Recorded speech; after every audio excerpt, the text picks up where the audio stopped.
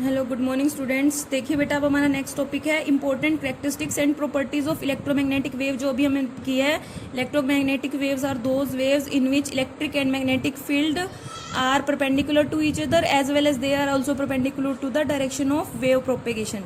ठीक है, तो अब बात आती है कि इनकी और फीचर्स क्या क्या होते हैं।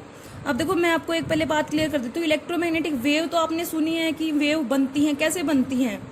तो जैसे आपने देखा होगा कि कोई भी न्यूक्लियस है, एटम है, एटम के अंदर न्यूक्लियस होता है, ठीक है, और उसके सराउंडिंग में इलेक्ट्रॉन रिवॉल्व करते हैं। ठीक है, जब कोई भी इलेक्ट्रॉन हायर एनर्जी से लोअर एनर्जी ऑर्बिटल में शिफ्ट होता है तो वहां पे क्या निकलती है, रेडिएशन निकलती है, और उन्हीं रेडिएशन को बोलते हैं हम इलेक्ट्रोमैग्नेटिक वेव्स। ठीक है, तो कई मेथड से प्रोड्यूस होती हैं इलेक्ट्रोमैग्नेटिक वेव्स, और यहाँ पे इस चैप्टर में आपको हर्ट्स का एक्सपेरिमेंट है, वहां से बताया गया कि इलेक्ट्रोमैग्नेटिक वेव प्रोड्यूस होंगी। और इलेक्ट्रोमैग्नेटिक वेव बहुत सारे टाइप की होती है, माइक्रोवेव्स, इंफ्रारेड वेव्स, इसके टाइप्स हैं radio waves, UV waves, ultraviolet, visible, x-rays, gamma rays. तो ये क्या है, आपकी इलेक्ट्रोमैग्नेटिक वेव्स ही हैं। तो इनके फॉर्मेशन के भी मेथड डिफरेंट डिफरेंट हैं। ठीक है, अब देखो, जैसे मैंने बता दिया, कोई भी इलेक्ट्रॉन अपने higher outermost energy orbit से लोअर एनर्जी ऑर्बिट में अगर फॉल होता है तो वहां पे क्या होती है, एनर्जी रिलीज होती है, मींस वहां पे क्या होती है, इलेक्ट्रोमैग्नेटिक वेव्स प्रोड्यूस होती है, प्रोडक्शन होता है इलेक्ट्रोमैग्नेटिक वेव का। अगर एक और, जैसे आपने देखा होगा कि जैसे कोई भी हाई एनर्जी की एक्सरेज होती हैं, ठीक है, वो किसी भी न्यूक्लियस पे फॉल होती हैं। जैसे ये हमारा न्यूक्लियस है, तो हाई एनर्जी की एक्सरेज फॉल हो रही हैं इस न्यूक्लियस पे, हैवी न्यूक्लियस बॉडी पे, तो वहां से भी क्या होती है, इस हाई एनर्जी एक्सरेज की वजह से यहां से क्या रिलीज आउट होती है, आपकी ईएम वेव्स।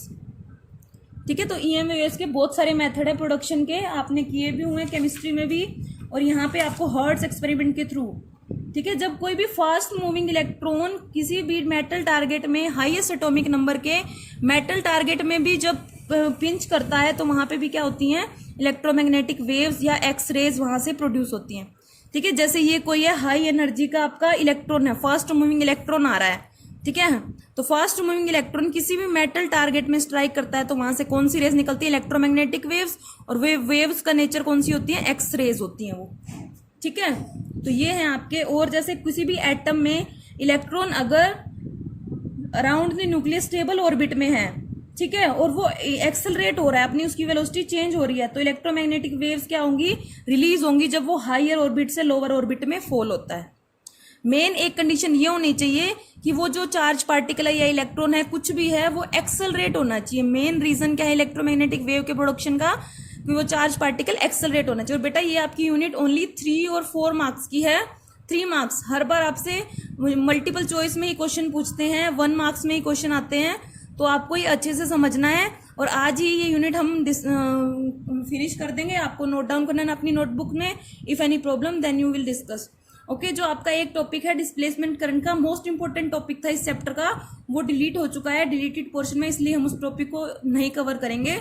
ओनली जो आपके टॉपिक में इलेक्ट्रोमैग्नेटिक वेव्स क्या होती हैं, इनके कैरेक्टरिस्टिक्स क्या होते हैं, इनका जो स्पेक्ट्रम कैसा होता है, हर्ट्स एक्सपेरिमेंट के बारे में करेंगे, उनके यूजेस जो मेन है, उनके वेव्स के यूजेस, इलेक्ट्रोमैग्नेटिक वेव्स की जो टाइप्स हैं वहां से क्वेश्चन बनते हैं। लास्ट टाइम आपका माइक्रोवेव ओवन, तो आज हम इस यूनिट को लास्ट तक डिस्कस करेंगे। सो ऑल वीडियोस बच्चे आप अच्छे से देखो और नोट डाउन करो। If any problem then you will ask. Okay, तो अब मैं बता रही थी important characteristics and properties of EM wave. तो ईएम वेव्स होती है, मैंने आपको बताया, एक्सेलरेटेड और ऑसिलेटिंग चार्ज की वजह से प्रोड्यूस होती हैं। ठीक है, एक्सेलरेट चार्ज क्या होता है, जिसकी टाइम के साथ साथ वेलोसिटी चेंज होती रहती है, मतलब अगर वो कांस्टेंट स्पीड से मूव कर रहा है या फिर वो रेस्ट पे है, तो वो जो मूविंग चार्ज अगर रेस्ट पे है तो वो ईएम वेव को प्रोड्यूस नहीं करेगा। तो मूविंग चार्ज क्या करता है, मूविंग चार्ज होता है जो, वो क्या करता है, इलेक्ट्रिक और मैग्नेटिक फील्ड दोनों तरह के फील्ड प्रोड्यूस करता है। ठीक है, अगर मूविंग चार्ज कांस्टेंट एक्सेलरेशन के साथ मूव कर रहा है, मींस उसका करंट टाइम के साथ साथ चेंज नहीं हो रहा, तो वहां पे इलेक्ट्रिक फील्ड और मैग्नेटिक फील्ड भी नहीं बनेंगे। सपोज ये कोई भी चार्ज पार्टिकल है, ठीक है, पॉजिटिव चार्ज सपोज क्यों हम मान लेते हैं, अगर ये मूव करता है, नेगेटिव या पॉजिटिव मूव करता है, तभी आपके करंट बनते हैं। अगर ये मूव कर रहा है कांस्टेंट एक्सेलरेशन के साथ, तो इट मींस कांस्टेंट एक्सेलरेशन के साथ मूव कर रहा है, तो वहां पे करंट भी नहीं बनेगा, और करंट नहीं बनेगा तो मैग्नेटिक फील्ड भी नहीं बनेगा, इलेक्ट्रिक फील्ड भी नहीं बनेगा। अगर वो चार्ज क्या कर रहा है, एक्सेलरेशन के साथ मूव कर रहा है, मतलब हाई एक्सेलरेशन है, उसका चेंज इन एक्सेलरेशन हो रहा है, वहां पे एक्सेलरेटेड है, तो मींस वहां पे क्या होगा, बोथ इलेक्ट्रिक और मैग्नेटिक फील्ड, इलेक्ट्रिक फील्ड और मैग्नेटिक फील्ड दोनों बनेंगे वहां पे, ठीक है। और दोनों बनेंगे तो दोनों क्या होंगे, टाइम के साथ साथ चेंज होते रहेंगे, जैसे जैसे चार्ज मूव करता रहेगा, एक्सेलरेट करता रहेगा, तो electric field magnetic field change होते रहेंगे। तो इट मीन्स वहां पे जो प्रोडक्शन होगी वो इलेक्ट्रोमैग्नेटिक वेव होगी, और एक्सेलरेटेड चार्ज ही इलेक्ट्रोमैग्नेटिक वेव को एमिट करता है। ये आप हर्ट्ज एक्सपेरिमेंट के थ्रू आपको पता चलेगा, ठीक है। तो मेन इलेक्ट्रोमैग्नेटिक वेव्स का प्रोडक्शन का रीजन क्या है, ओसिलेटिंग चार्ज या फिर एक्सेलरेटिंग चार्ज, ठीक है। मैंने आपको पहले बताया कि फर्स्ट यूनिट में आपने नॉर्मल स्टैटिक चार्ज के बारे में किया है, ठीक है। सेकंड यूनिट में आपने चार्जेस इन मोशन के बारे में पढ़ा, करंट बना था जहां चार्ज मूव कर रहा था। जो थर्ड यूनिट थी आपकी, वहां पे क्या करा था, ओस्टीड ने बताया था कि अगर वायर में करंट है तो वो इलेक्ट्रिक फील्ड बताएगा। जो फोर्थ यूनिट अभी हमने डिस्कस नहीं की इलेक्ट्रोमैग्नेटिक इंडक्शन में, फैराडे ने बताया कि अगर मैग्नेटिक फील्ड चेंज हो रहा है, मैग्नेटिक फ्लक्स चेंज हो रही है, तो वहां पे इलेक्ट्रिक फील्ड बनेगा।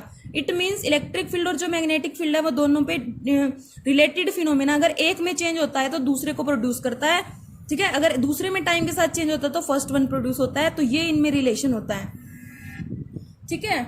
अब जो बात आती है सेकंड प्रॉपर्टी, आपको ये याद रखना है बस, जो इलेक्ट्रोमैग्नेटिक वेव्स ना ओसिलेटिंग चार्ज की वजह से प्रोड्यूस होती हैं।